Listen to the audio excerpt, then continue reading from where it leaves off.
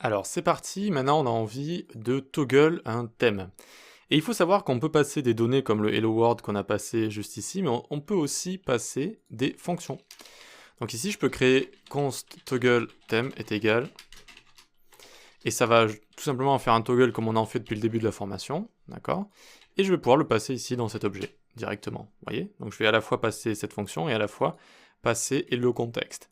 Et donc ça va me permettre d'utiliser cette fonction ailleurs, évidemment. Et donc, ce que je peux commencer par faire ici, c'est if thème est true. Alors document.body.classlist.add darkBody. D'accord, donc si j'appuie sur le bouton, j'envoie darkBody, sinon, je le remove, tout simplement.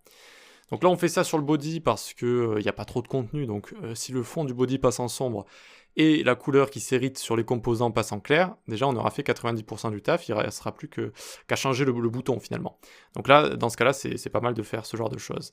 Ensuite, on a envie d'utiliser où? On a envie d'utiliser ici notre fonction, quand on clique sur le bouton.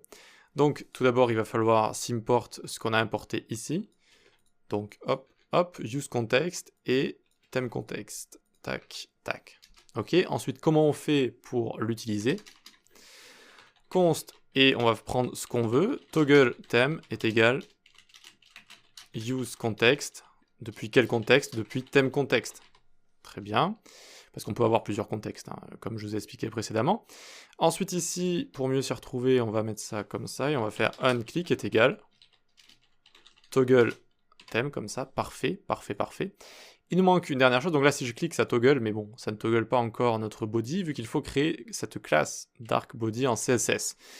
Donc on va venir là dans index CSS, et on va venir cela créer, donc darkBody, background color 222, color F1, F1, F1 par exemple. Et on va mettre une petite transition également. Vous voyez que ça a bien fonctionné du coup. Transition color 0,4 secondes is in out, virgule, background color 0,4 is in out. Ok?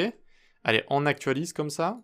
Alors, de base, il faut peut-être le faire démarrer sur false, notre state, d'accord? Donc pour du coup avoir notre fond blanc avec écriture sombre, noire, et on clique, tac, et ça change, avec cette petite transition bien placée en CSS. Ok, très bien. Allez, pour terminer, on aimerait quand même changer également notre bouton ici. Souvent, si vous allez sur des sites, alors j'en ai peu trop en tête, mais il y a une icône qui change, vous savez, qui passe de soleil à lune par exemple, et le fond devient sombre du coup, avec la couleur claire. Donc vous pouvez essayer de le faire tout seul si vous voulez. Il y a quand même pas mal de petites choses à faire, mais vous pouvez y arriver, je pense. Vous avez tout ce qu'il faut pour y arriver. Et donc, voilà, vous pouvez essayer, sinon on va le résoudre ensemble. Donc on va dans btn toggle ici. Alors, pour commencer, on va changer ici le toggle. On va mettre une expression. Est-ce que thème est true? S'il est true, on envoie light. Sinon, on envoie dark. On n'oublie pas de prendre thème juste ici. Hop, parfait. Et donc, j'actualise. Je vois bien que, donc, de base, on a notre thème ici sur false. Donc, est-ce que thème est true? Non. Donc, on va sur dark. Ici, on affiche dark.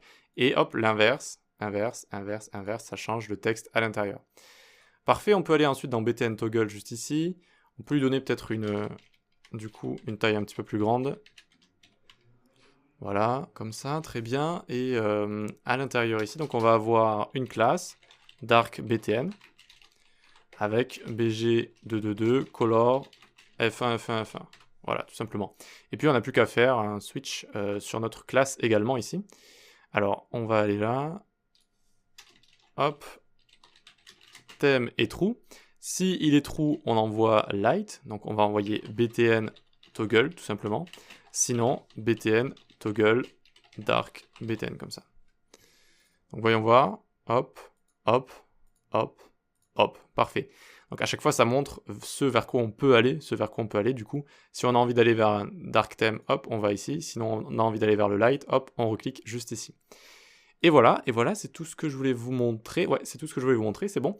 Donc on a réussi à utiliser l'API de contexte pour créer comme ça une sorte de thème global.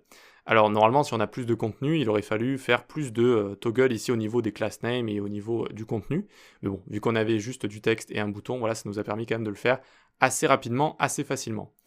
Donc voilà ce que c'est qu'un contexte, c'est vraiment quelque chose de global, vous voyez. Ça va tout changer comme ça, et bon, en général, on va pas le matraquer comme ça, le bouton thème, c'est vraiment juste, on y clique une fois, soit on revient en arrière, soit on reste sur un dark mode ou un light mode, et puis on continue ensuite, d'accord? Donc c'est vraiment global.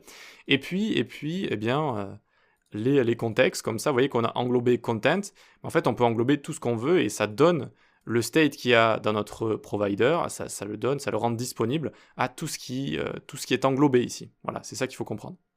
Ok, très bien, on passe à la suite.